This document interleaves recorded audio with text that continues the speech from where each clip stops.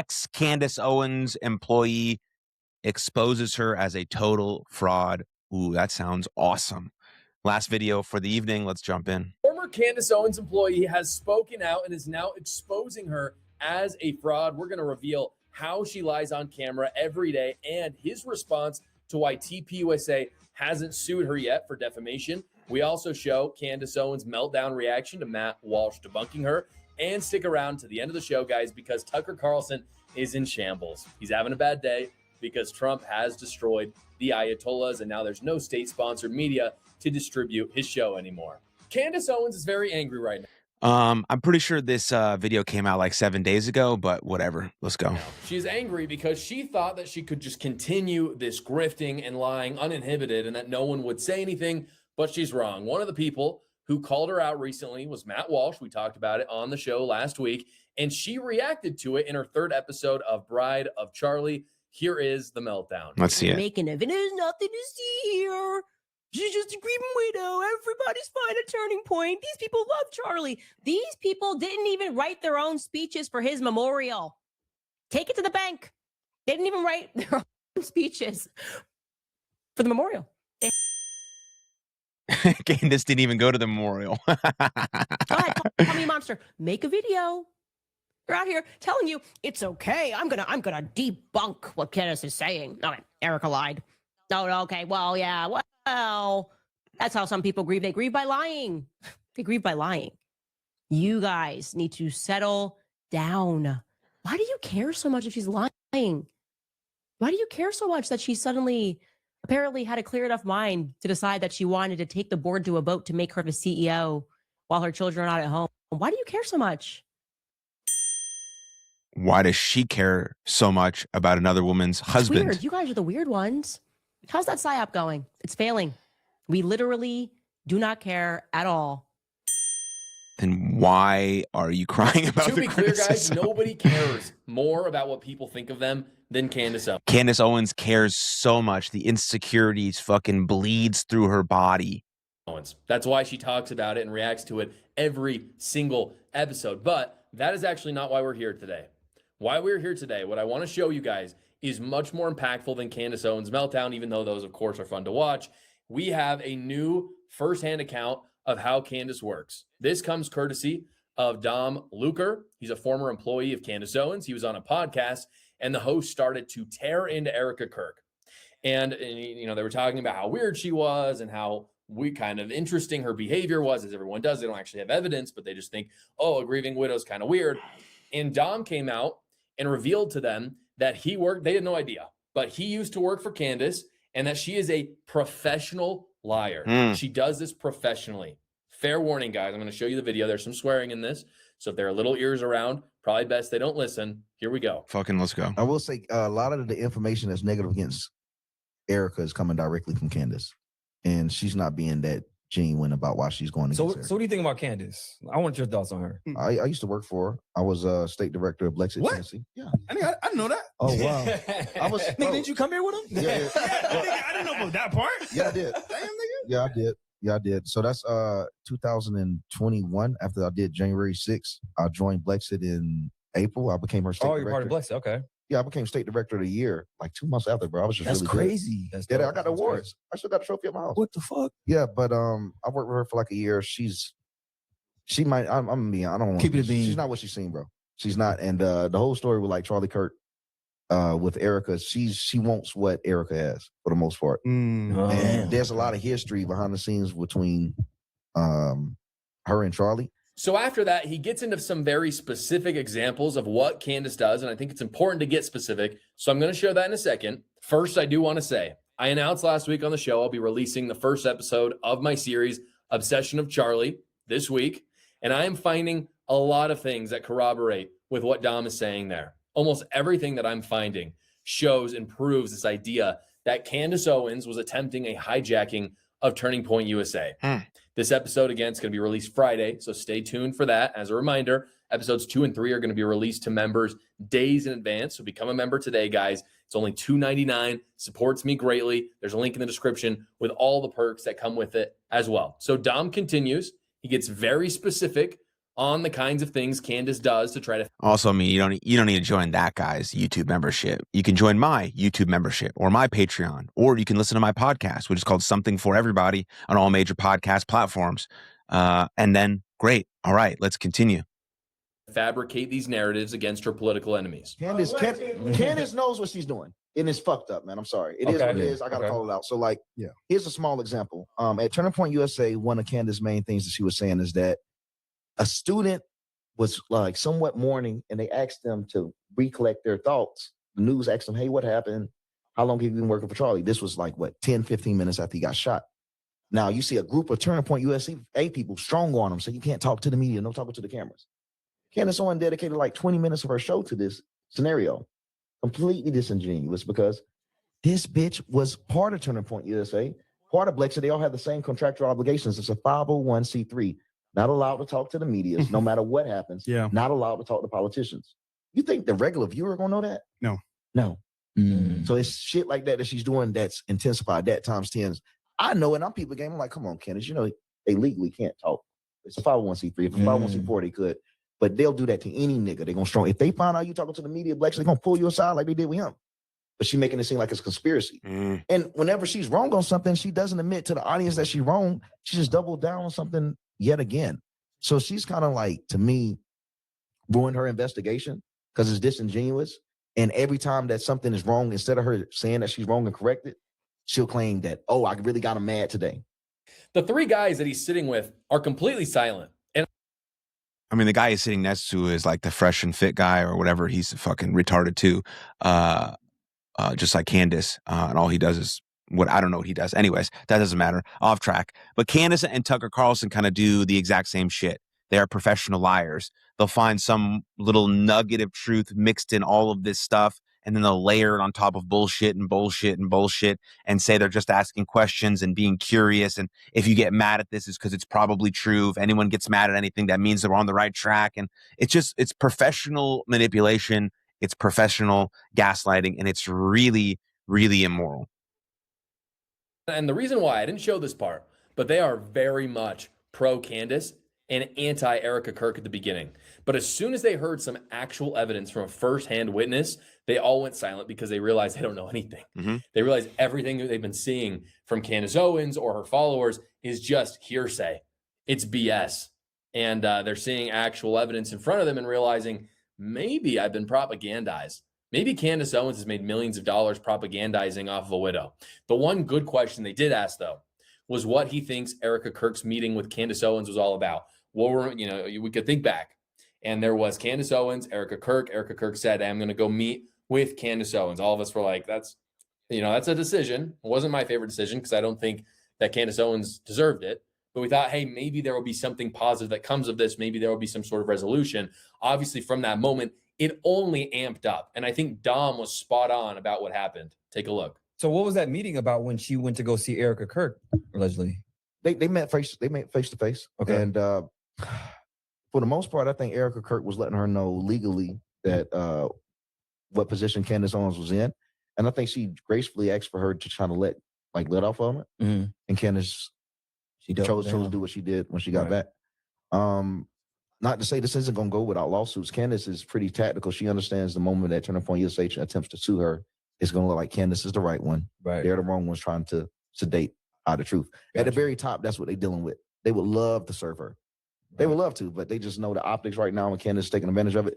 But she's taking advantage of an unaware crowd for clicks. Yeah, the big problem with defamation is, one, it's usually incredibly hard to prove. In this case, I don't think it would be because Candace Owens has literally herself distributed it out there. But usually it's hard to prove.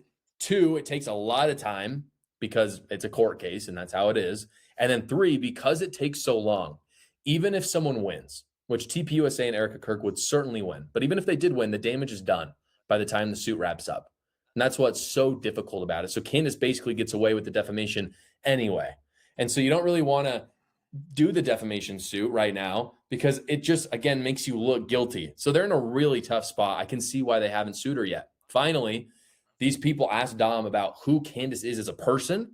And, I don't typically get into personal attacks. I like to attack ideas and what kind of behaviors, what people are doing rather than the person themselves. But I do think that this is very insightful to get an idea. But Candace is attacking a person. She is attacking the life and the livelihood of Erica Kirk.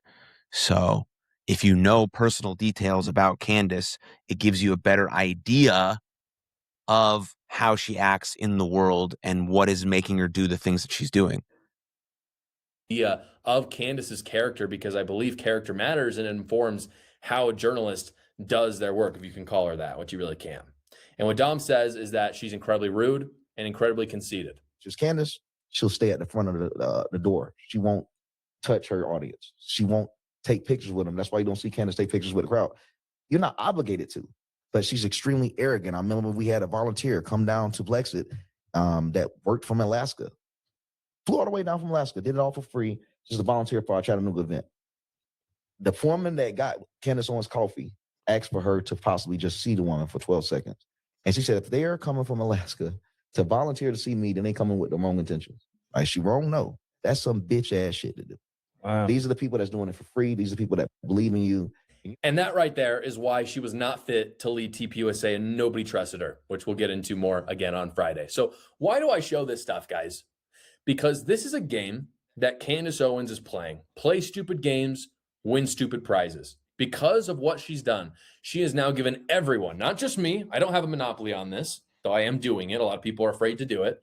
She has given myself permission and others to microanalyze every single piece of her life. And that is exactly what we're going to do. It's tax season, guys, and usually that sucks, but with my partner, Quick Tax America, they make it so much easier, and they get you your very best tax possible. Last year, they got their average returner over $3,000. Iran, which of course is his worst nightmare. It's against everything that he believes in foreign policy. But on the other hand, Qatar has come out and said that they support the U.S. doing it. So I don't really know what you do if you're Tucker. He's caught between his two best friends. And because of that, as of this recording, he's been dead silent. He has not said a single thing on Iran, 0 tweets whatsoever. These strikes on Iran, in addition to being the correct call by... Well, since this video 7 days ago, he has said a lot, and he's basically been wrong about everything, which the rabbi debunked earlier in the first video. President Trump, of course, are a complete repudiation of Tucker Carlson's foreign policy. It is the opposite of what he wanted.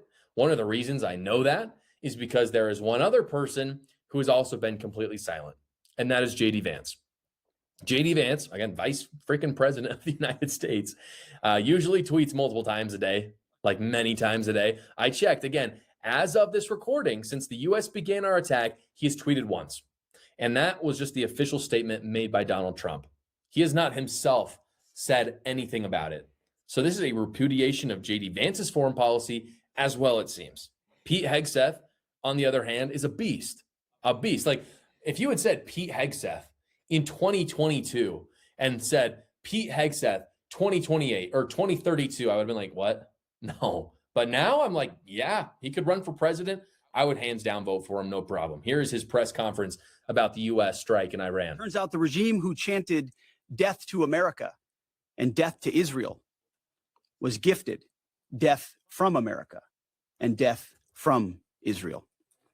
This is not a so-called regime change war, but the regime sure did change, and the world is better off for it. Anyone telling you that this is not America first is lying to you. These people hate America. Again, death to America, death to Israel. That is their motto. Helping the Iranians, to me, it's just a happy side effect. I think it's all good to help people, but again, at the cost of American lives, I don't personally think that's worth it. But at the end of the day, this is all about ending anti-American regimes. And if we can help other people at the same time, fantastic. It's all good. It isn't something that U.S. presidents have done recently. The past 20, 30 years, presidents haven't really known how to do what Trump is doing right now. Here is my favorite post of the week from Instagram. What's the message to Iran? Don't. What is your message to Iran in this moment? Don't. I'm going to bomb the shit out of them. It's true. I don't care. I don't care. This is why we love Trump. Here is a tweet from him. He tweeted out, I've just been informed that we've destroyed and sunk 9 Iranian naval ships, some of them relatively large and important.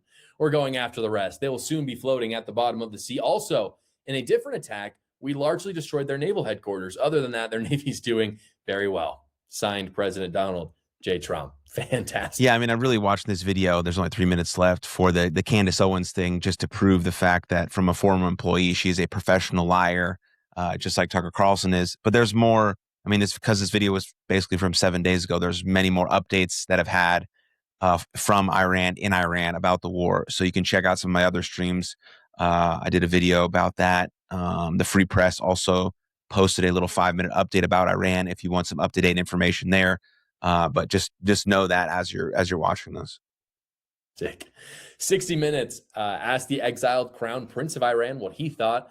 They did not get the answer that they wanted. What is your message to President Trump?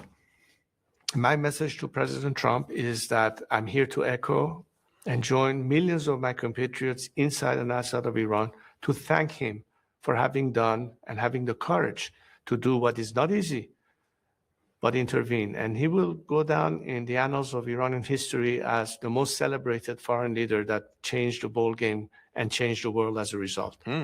In January, to me, one of the best aspects of this conflict is that Trump is encouraging Iranians themselves to go back and take their society and their government, which is the right thing. I don't want the CIA going in and doing that. I think Iranians themselves should do it.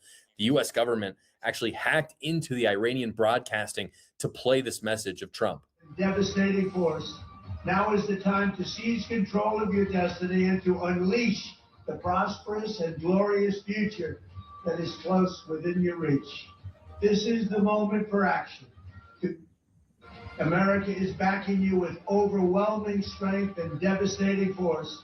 Now is the time to seize control of your destiny and to unleash the prosperous and glorious future.